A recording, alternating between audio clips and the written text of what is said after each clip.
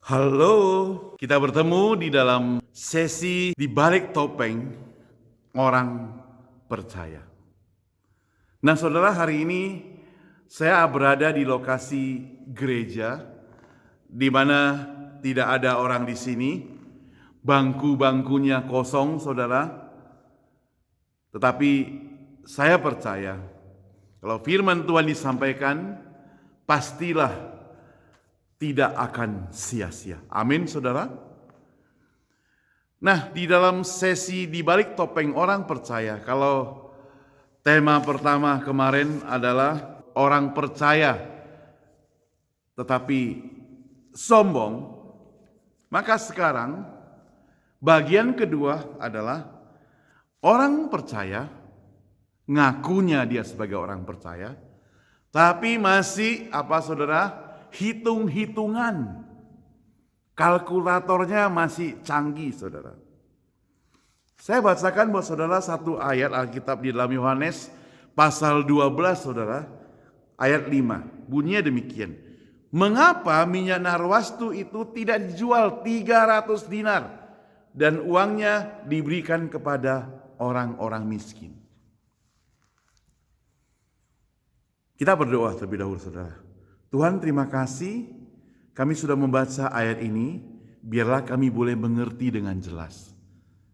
Pakai hamba-Mu menjelaskannya. Dalam nama Tuhan Yesus yang berdoa. Amin. Nah, saudara, tatkala Yudas Iskariot mempertanyakan mengapa minyak narwastu itu tidak dijual 300 dinar. Itu 300 dinar cukup banyak, saudara, bisa upah kerja selama 1 tahun, saudara. Besar sekali, bukan? Tetapi ketika Yudas Iskariot bertanya itu, maka di dalam benak hati Tuhan Yesus, dia langsung mengingat bahwa sebenarnya waktunya itu sudah tidak lama bersama-sama dengan murid-muridnya. Maka dia katakan begini dalam Yohanes pasal 12 ayat 7 dan 8, saudara, kalau ada kita baca, saya bacakan buat saudara. Biarkanlah dia melakukan hal ini, maksudnya Maria, mengingat hari penguburanku. Karena orang-orang miskin selalu ada pada kamu, tetapi aku tidak akan selalu ada pada kamu. Nah, saudara, Yudas mestinya merasa malu. Karena tudingan Yesus ini menemplak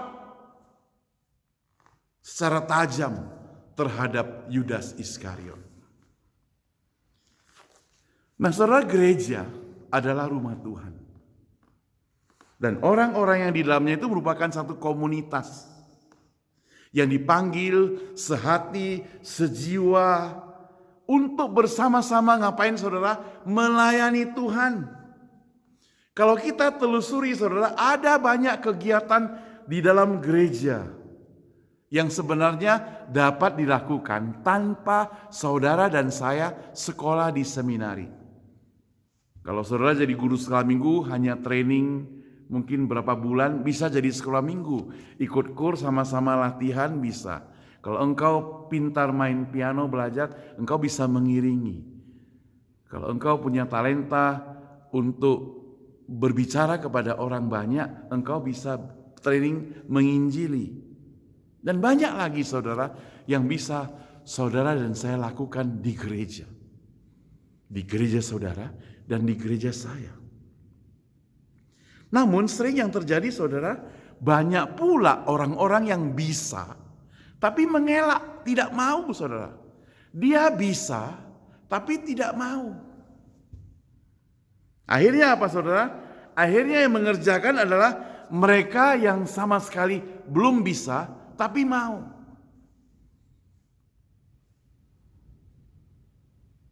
Apakah tidak boleh, saudara? Boleh saja, tapi sangat disayangkan.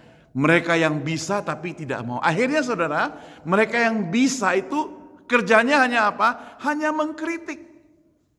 Mudah-mudahan bukan Anda, ya. Mudah-mudahan bukan saudara. Oh, saudara, mengapa orang menolak terlibat dalam pelayanan di gereja? Alasannya kerja. capek. Itu alasan yang utama. Saudara, kalau Tuhan yang kita sembah itu jahat, Dia akan menghilangkan capekmu. Pekerjaanmu diambil. Gak capek lagi kan? Bahaya bukan?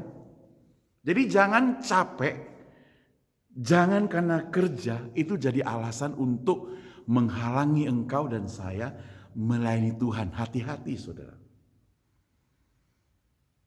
Nah saudara, pada waktu dia mungkin sulit cari pekerjaan, pada waktu dia mengalami masalah, ada pekerjaan yang belum didapatkan. Oh saudara, doanya bisa ikut semalam suntuk. Luar biasa bukan? Tetapi saudara, Tuhan berkati dia. Doanya didengar. Yang mulai dapat pekerjaan. Yang mulai bisa kerja dengan luasa. Ada gaji. Ada berkat. Mulai alasannya sibuk. Ke tempat doa hanya 2 kali sebulan. Lama-lama jadi sekali sebulan. Lama-lama tidak datang sama sekali saudara. Bahaya. Alasannya macet, alasannya tidak sempat, alasannya kerja. Sekali lagi, kalau Tuhan yang kita sembah itu jahat, Dia ambil semua kembali saudara. Mampus kita.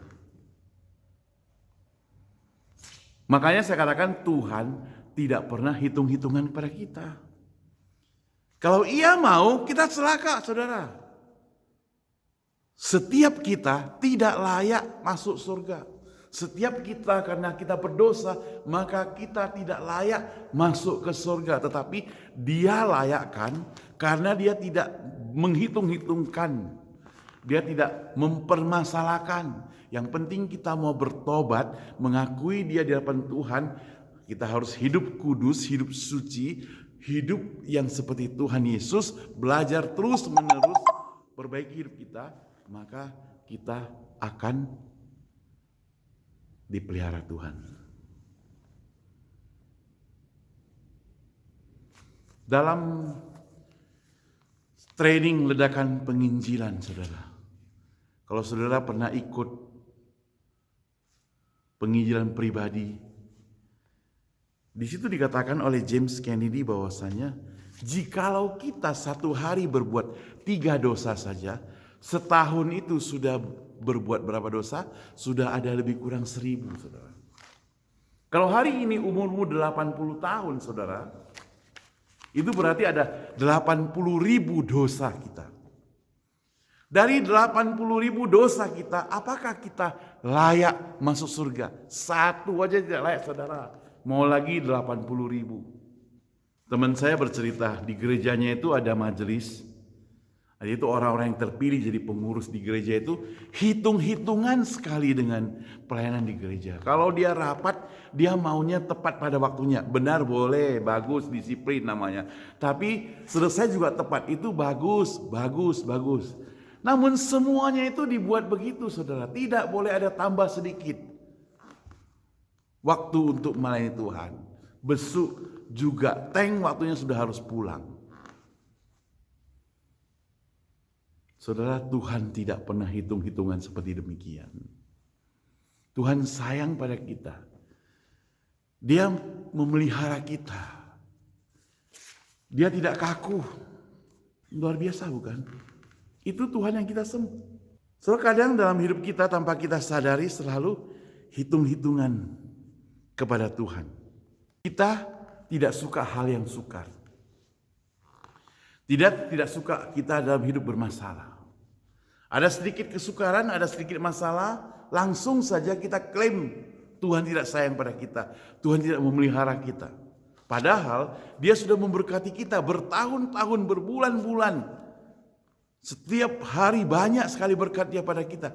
Kita tidak pernah sekali-sekali berterima kasih pada Dia. Tapi sekali saja kita mengalami hal yang sulit, langsung kita mengecam, mengklaim Tuhan. Sangat tidak adil bukan? Langsung kita hitung-hitungan kepada Tuhan.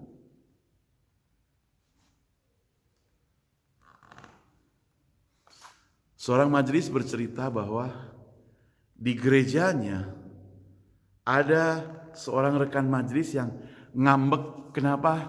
Karena di gerejanya baru ganti AC.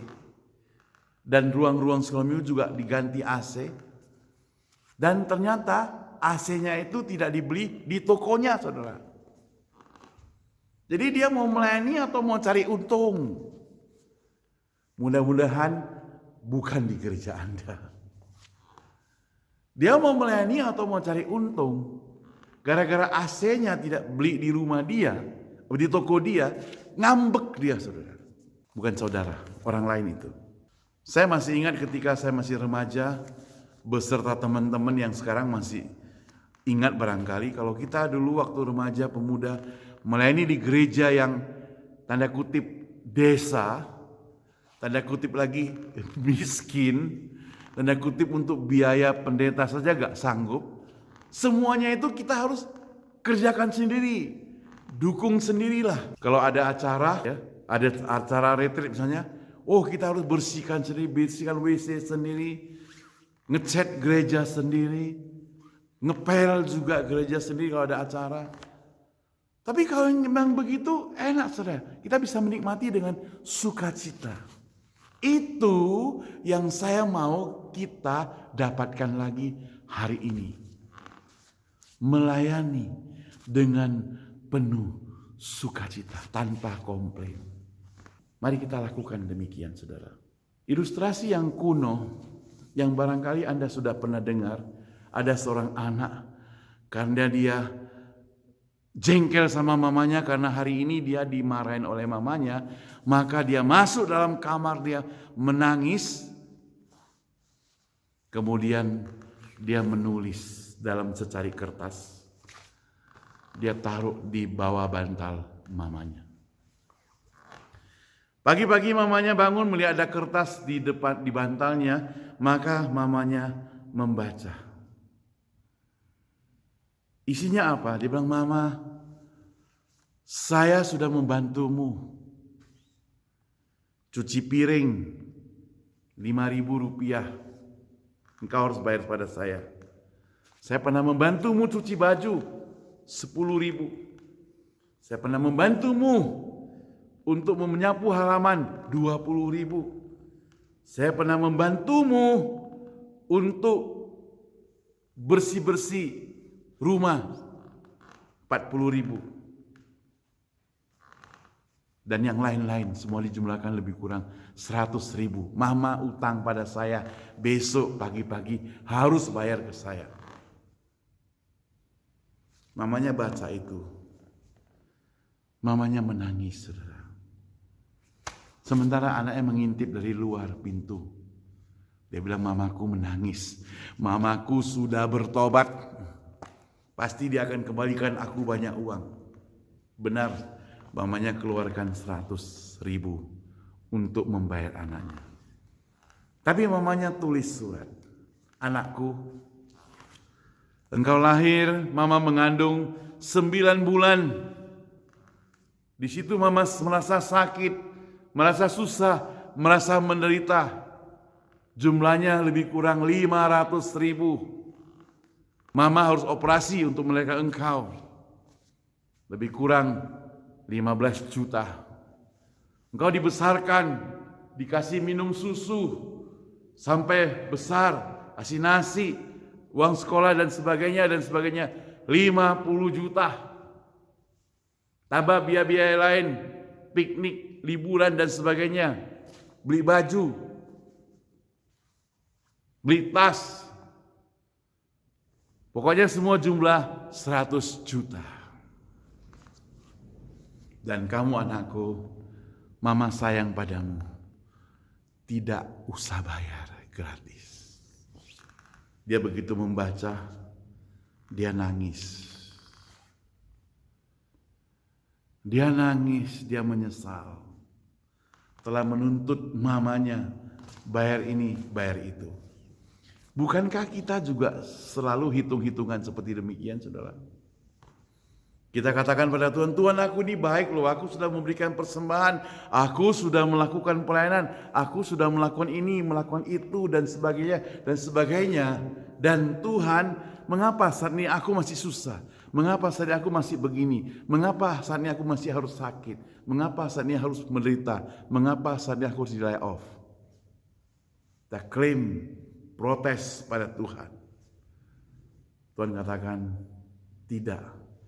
Aku sudah memberkati engkau sampai detik ini. Tetap memberkati engkau, memelihara engkau. Sampai detik ini tetap memelihara engkau dan jangan hitung-hitungan kepadaku. Nah saudara yang dikasihi Tuhan, bagaimana dengan kita? Kondisi apa yang kita alami saat ini? Kondisi yang tidak menyenangkan? Pandemik virus corona yang tersebar kemana-mana, kita merasa susah, kita merasa sedih, kita merasa menderita, kita merasa Tuhan tinggalkan kita. Oh tidak, saudara. Tuhan tidak pernah tinggalkan kita. Dia selalu beserta dengan kita. Dia selalu bersama-sama dengan kita. Menjalankan baik susah maupun senang, Dia ada bersama kita. Saudara, ketika kesulitan itu datang dalam hidup kita, itu berarti kalau kita bisa melewati kesulitan itu, kita punya pengalaman. Itu sebabnya kita mesti sungguh-sungguh menyerahkan hidup kita kepada Tuhan waktu kesulitan itu menyerang. Minta pertolongan pada Dia. Setelah bisa bayangkan kalau kita sanggup melewati kesulitan tersebut, kita akan merasa senang. Kita akan mendapatkan modal untuk jadi berkat bagi orang lain. Saudara yang dikasihi Tuhan, hitung-hitungan kepada Tuhan sangat mengerikan. Sebagai hamba Tuhan, saya bersyukur dengan memulai suatu persekutuan komunitas gereja Indonesia sudah berlangsung 8 tahun yang sekarang namanya Cornerstone. Kita di bawah support dari gereja pusat, gereja Cornerstone, juga Cornerstone Academy. Walaupun jemaat kami belum sanggup untuk membiayai seorang hamba Tuhan, tetapi bersyukur karena pusat mereka dari sekolah ada dana khusus untuk mensupport kita sebagai hamba Tuhan. Sehingga kita boleh dengan leluasa, saya dengan leluasa untuk melayani jemaat di tempat ini. Dengan tetap semangat, dengan tetap setia kepada Tuhan, dan makin hari makin semangat. Pandemik datang. Cornerstone gereja kami mengalami kesulitan karena ada banyak murid yang mereka tidak berani sekolah. Orang tuanya tidak izinkan mereka sekolah. Kenapa? Karena mereka takut ketularan tentunya. Sakit penyakit. Dengan demikian maka dana dari sekolah berkurang yang untuk mendukung pelayanan setiap hamba Tuhan. Termasuk untuk mensupport pelayanan kami. Sejak 3 bulan yang lalu dari pusat katakan untuk setiap hamba Tuhan dengan sukarela. Semuanya harus diambil 30% dari gaji hamba Tuhan untuk mendukung kelangsungan operasional gereja. Oh saudara bisa bayangkan kami sebagai hamba Tuhan yang satu-satunya mendapatkan support dari ini tentunya akan mengalami kesulitan. Sebab selama ini memang kita berkecukupan dengan semuanya itu, katakanlah Tuhan memberkati dengan cukup. Tapi sekarang akan diambil sebagian, 30%.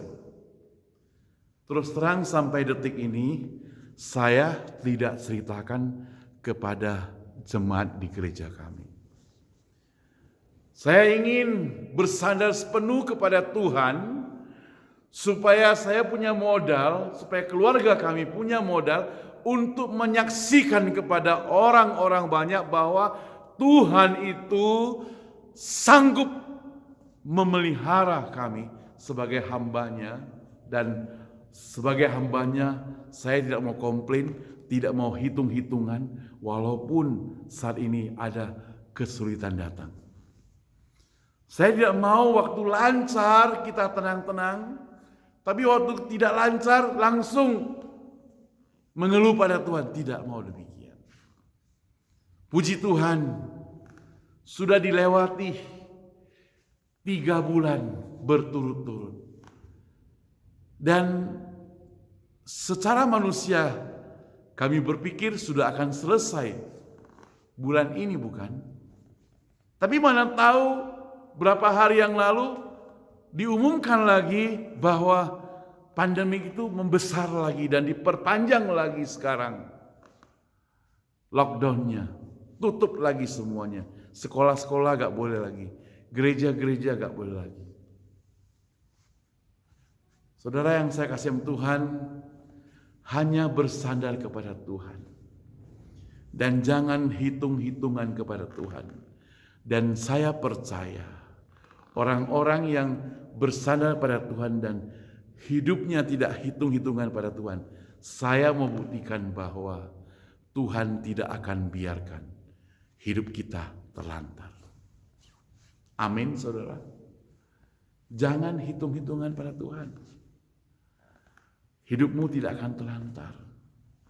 Dan saya akan percaya bahwa hidup kami sekeluarga tidak akan terlantar. Walaupun tidak seenak ke minggu bulan-bulan kemarin. Puji Tuhan. Yang penting Tuhan berikan tubuh yang sehat kepada kita semua. Amin, saudara. Jangan hitung-hitungan kepada Tuhan. Mari kita berdoa. Bapa kami yang di surga, pakai kami Tuhan, supaya hidup kami tetap setia pada Tuhan. Di mana ada kesenangan, kami memuji Tuhan. Di mana ada berkat, kami memuji Tuhan. Dan kalaupun ada kesulitan, kami tetap memuji Tuhan. Kami tidak akan komplain. Dan kami percaya Tuhan tidak akan menelantarkan anak-anaknya, termasuk hambanya yang mau melayani dia. Di dalam nama Tuhan Yesus kami berdoa. Amin. Terima kasih, Tuhan memberkati kita. Saudara, inilah di balik topeng orang percaya ada hidup yang hitung-hitungan. Edisi yang akan datang, tunggu saudara, ya, tunggu. Di balik topeng orang percaya itu beberapa tahun yang lalu sudah dibukukan. Dan hari ini dan beberapa kali ini kita akan sampaikan dalam bentuk video. Nah, ini bukunya saudara. Ya, kalau saudara sudah pernah memilikinya, puji Tuhan. Tapi sekarang kami sampaikan dalam bentuk video dan direvisi. Tentunya dengan yang lebih menarik. Dengan inspirasi-inspirasi yang baru. Sampai jumpa, terus menerus klik video kami di Sawiman South Cornerstone Broadcasting Ministry. Saudara share kepada teman-teman dan jangan lupa juga klik subscribe di channel kami supaya nanti kalau ada video baru, saudara juga mendapat notifikasi pemberitahuan sehingga saudara tidak ketinggalan. Sampai jumpa. Sampai jumpa.